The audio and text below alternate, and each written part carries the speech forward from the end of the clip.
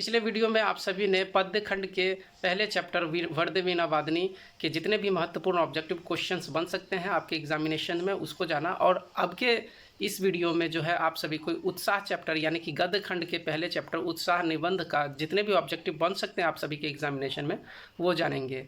और मैं आप सभी को एक चीज़ बता दूं, अगर इतने ऑब्जेक्टिव को आप सभी ने सटीक ढंग से याद कर लिया तो इन ऑब्जेक्टिव क्वेश्चंस के बाहर आपका एक भी एग्जामिनेशन में अन्य ऑब्जेक्टिव क्वेश्चन नहीं रहेगा, इसकी गारंटी मैं देता हूं।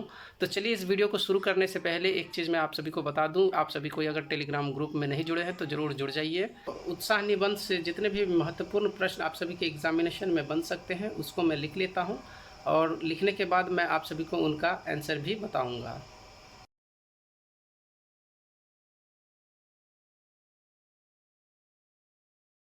चलिए दोस्तों, जितने भी प्रश्न आप उत्साह निबंध से आप सभी के एग्जामिनेशंस में बन सकते हैं उनको मैंने लिख लिया है और एक एक करके इनके आप सभी आंसर को मैं बताऊंगा।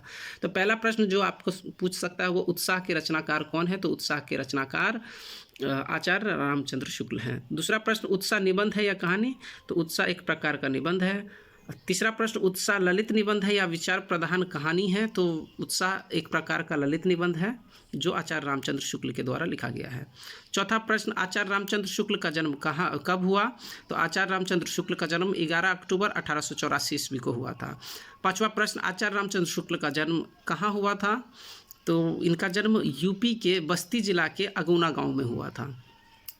छठा प्रश्न आनंदपूर्ण उमंग का क्या नाम है, तो आनंदपूर्ण उमंग का नाम उत्साह है, उत्साह चैप्टर में बताया गया है।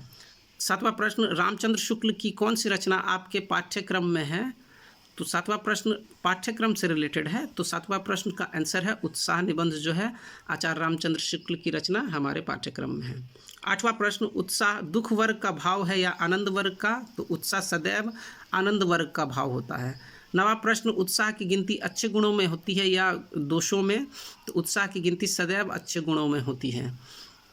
आगे प्रश्न बताने से पहले मैं आप सभी को बोल देता हूं एक चीज़ कि आप सभी को अगर टेलीग्राम से नहीं जुड़े हैं तो ज़रूर जुड़ जाइए और चैनल पर पहली बार आए तो चैनल को सब्सक्राइब भी कर लीजिए। 10वां प्रश्न मनुष्य किस कष्ट से पीछे नहीं हटने वाला प्राणी नहीं है, तो मनुष्य किसी भी शारीरिक कष्ट से पीछे हटने वाला प्राणी नहीं है, यानी कि शारीरिक कष्ट इसका आंसर होगा। 11वां प्रश्न रामचंद्र शुक्ल कवि है या निबंधकार, आचार्य रामचंद्र शुक्ल निबंधकार हैं। 12वां प्रश्न हिंदी साहित्य का इतिहास किसकी पुस्तक है, तो हिंदी साहित्य का इतिहास आचार्य रामचंद्र शुक्ल की पुस्तक है। 13वां प्रश्न चिंतामणि किसकी कृति है, तो चिंतामणि आचार्य रामचंद्र शुक्ल की सुप्रसिद्ध कृति है। 14वां प्रश्न मित्रता किसकी रचना है, तो मित्रता आचार्य रामचंद्र शुक्ल की रचना है जो एक प्रकार का निबंध है, वो भी विचार प्रधान निबंध। चलिए, तो इस प्रकार से आपने जितने भी ऑब्जेक्टिव क्वेश्चंस बन सकते थे उत्साह चैप्टर से आप सभी ने जान लिया है। उम्मीद करता हूँ इसके बाहर एक भी क्वेश्चन नहीं जाएगा आप सभी को, इसीलिए इन सभी प्रश्नों को